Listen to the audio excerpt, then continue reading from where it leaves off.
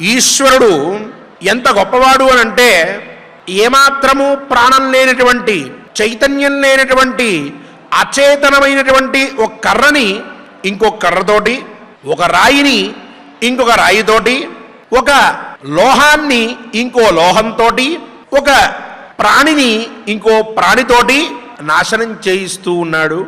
ఎంత గొప్పవాడో చూడాయన. ఆ కర్రని కొట్టాలి అని అంటే మనకి ఇంకో కర్ర సహాయం కావాలి.